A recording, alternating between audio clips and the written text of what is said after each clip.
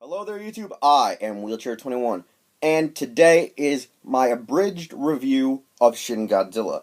Yes, it's abridged only due to the fact that I'm going to try to cover most of my pros and cons of the film within 10 minutes or less, as well as you can read the full analysis and my full in-depth thoughts of the film over at HeroClub.com in a full written review format. Yes, I want to try to be abridged, and I want to try to make it less personal disdain for some aspects that Anno chose to do in his script for the film.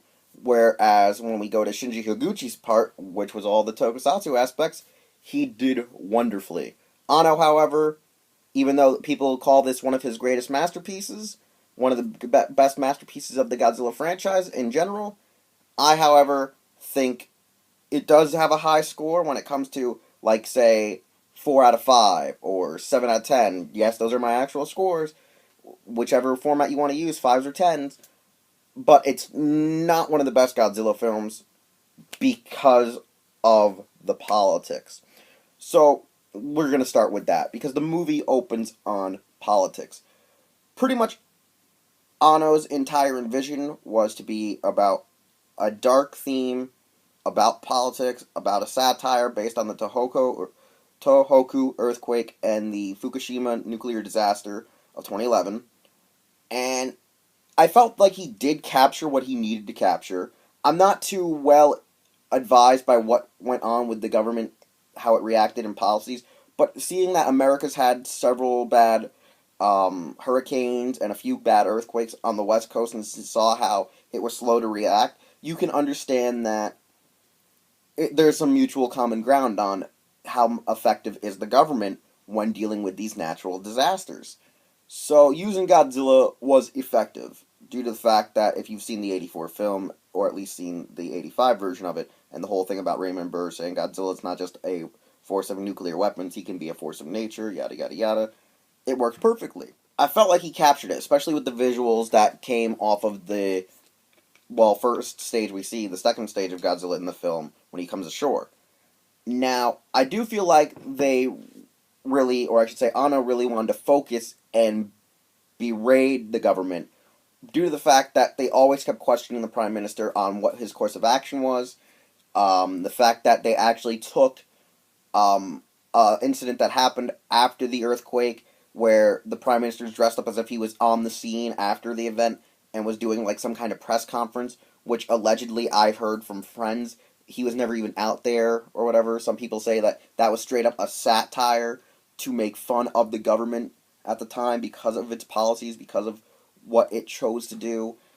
And I thought he captured it. I just thought that he took so much time after it was so out there. It was like he was beating a dead horse with the film. And I felt because he was wanting to beat that dead horse to show that maybe the government was ineffective and maybe it needs to be replaced with younger members like Rando Yoguchi, who had like this confidence about him, that we didn't get enough time to deal with this little bad boy. Because, to be honest, this Godzilla that we got is one of the most incredible Godzillas we ever had to date. It's a Godzilla that evolves because he's, well, a nuclear mutation. He's some kind of new organism. And he's really freaking crazy. So, the fact that when it finally comes to shore, I felt they took a lot of time away from this form. And then when this form debuted, they gave it a good amount of time to reveal the evolution process by accompanying it with Akira Ifukube's track of Godzilla Comes to Shore from the original 54 film, but didn't give this form enough time for actual on-screen development due to the fact we see it briefly just walk around, see some helicopters that were supposed to engage it, and then it retreats back to the ocean to cool down, due to the fact that we see that a lot of these nuclear scars are supposed to be its way to be a coolant system to help it try to keep its nuclear fission from pretty much destroying it from the inside out and causing it to possibly melt down. It needs the ocean to help cool it. So then we go back to more politics, and then finally we get to see this bad boy already coming to shore. And I feel like the final form deserved to have some foreshadowing evolution underwater, like submarines looking at it, or actual like battleships looking at with the sonar and just seeing it get bigger and bigger on screen. But we didn't even have that. It's more like, all right, we got to figure out a way to either stop this creature, nullify it, and what are we going to do to mobilize when it comes back? And then all of a sudden, it's just walking to the shore. And a part of me was like, really? Is that all you're going to do? Just have it come to shore, play the regular Godzilla theme by Ifukube. I just like calling him what I used to like calling him before I was corrected on it. So, like, we have the music, he comes ashore, it's alright, but I would have liked the full scene with them going, oh god, it's getting bigger, and then it coming out of the ocean. But no, we just get it prancing along. And then it fights the military, and Japan doesn't have any chance against it. So then the Americans come, which causes it to use its nuclear beam spam of death, which luckily takes out most of the Prime Minister's cabinet, and makes the movie more straightforward, focusing back on Rando Yoguchi and the American, I guess, analyst or government official, Kayoko Patterson, half Japanese, half American, who's helping them out, try to help them get more time to stop this creature, because America and the UN and all the other countries aligned with the UN voted to nuke the monster. Yeah, putting more nuclear fission into this creature isn't going to do you good. We know what happens. Did anyone see Godzilla vs. King Ghidorah? No. No, you didn't. Because this is an alternate goddamn timeline. I thought that was a weird thing. I thought that, the movie didn't feel like a movie until after the cabinet was gone and most of the politics were, thrown out the window. When it came to the music, I thought the music was wonderful. Shiro Shisuguse, I think, or Shisugusu. I always screw up his name. He was also Anno's, composer for Neon Genesis, as well as he was a composer for Bleach. Did the track, his score was wonderful. The incorporation of Akira Ikafube's tracks were good. However, I do feel like Shiro should have recomposed the music for the film, so all the tracks felt like a streamlined blend when on film. On the soundtrack, when you get it, they all work together, because the more revamped versions that were released during the Best of Godzilla albums, when Ifube was still alive in the late 90s. But in the movie, they used the original tracks from the original recordings for the films, and it just didn't mix well. And even though the music worked for the scenes they were used in, it just didn't help with the transition. And by the time we get to the finale, where it's a mix of both scores, when they're trying to take out our big Shin Godzilla here, I found it to be effective. But I didn't like how they went about it with their coagulant that they made. They actually fed it into his mouth, rather than being being like bombs they were going to try to launch into the scars to help slow him down and cause him to die or destabilize and collapse. No, they fed it to him, and then out of nowhere the CG kind of goes all awry. He's moving freaking very faster now. And he just turns to stone as if Deborah from Dragon Ball Z spit on him. And that was probably one of the worst CGI visuals in the entire movie, was that Godzilla starts flailing around in this form obnoxiously and then just turns to stone. And I felt that it just all clicked like that and didn't have a good time variable. I felt like when they said he was slowing down, you should have seen the process slowly taking effect until he was slowly succumbed by the coagulant that was causing him to freeze up into a statue form. And I didn't really like that.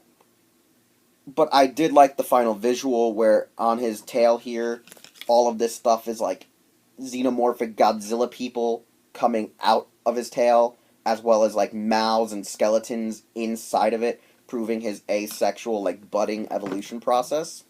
It was probably one of the most awe-inspiring and almost fear-invoking moments, aside from when he used his beam spam of death the first time and eviscerated the entire city to the visual where it looked like a reimagining or a reboot or a remake of a scene out of the original 54 where the puppet is in the background and the city's all on fire. That's what I got from those two scenes, was just goddamn awe-inspiring moments. They were just fabulous. So, like I say, the visuals and the effects were splendid.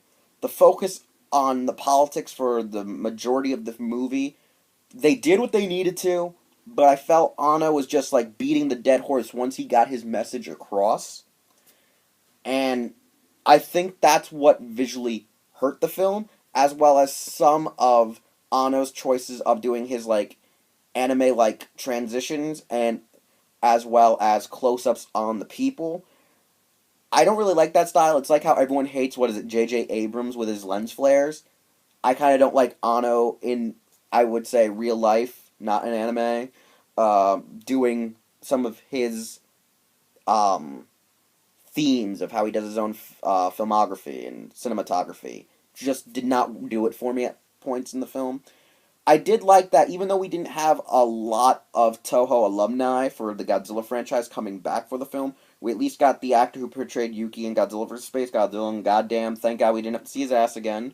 We got, the boss from Ryuki and the dad from Gamera the Brave. He was in the movie. And we also got freaking Dr. Maki / Captain Kamaki in the series. So I like that we at least had 3 actors. I was easily like, oh hey, I know you, I know you, I know you. Hell, we even had a cameo appearance by, I think, the guy who played like Charcoal Org, who does like a lot of cameo appearances like in a lot of the Sentais, is like always a chef. And I found that interesting. So there were a lot of cameos from outside of Toho's basic normal alumni that do Godzilla films, and it felt cool for once to see a lot of these other faces in one movie together, because we rarely get like a crap ton of like cameos from other tokus in one Godzilla movie. It was just like they were like asking people, yo, do you like Godzilla? You want to be in a film? Come join us. So I liked that aspect. So when it came to acting, really liked the choice of actors. They were new, fresh blood. We had some people I'm already, aware of. I already knew of them. We had some good visuals, whether it be from Anno and Higuchi cooperating together to make these great scenes with Godzilla, or Higuchi on his own. I felt that Anno got the message across, even though he was beating that dead horse, which really pissed me off. And I loosely just feel that like the story of Goro Maki and the evolving Godzilla needed more precedence. Overall, like I say, it is a masterpiece, but to a fan of Godzilla, you do have your gripes about it, no matter if they're a 60-40 transfer or blend. Overall, you're still going to like the film. You're still going to say it's probably one of the best, and you're probably going to put it in like your top 10 of Godzilla movies of all time, or even top 5. But there is a lot of crap in there that didn't need to be there. And I'm Wheelchair 21. This has been my thoughts and analysis. If you want more in-depth things that kind of got me a little more irked, and see what I liked, what I didn't like to its full extent, go read the review on Hero Club. You can see this video here, though, on HeroTaku.com, because it will be a limited time exclusive there, and on my YouTube channel here, which you can also follow me on Twitter, and check me out on Instagram. I will see you all next time with most likely regular, reviews of Figuarts and other Tamashii or Bandai of Japan products. Alright, Shin Godzilla, 7 out of 10, and I'll see you all next time.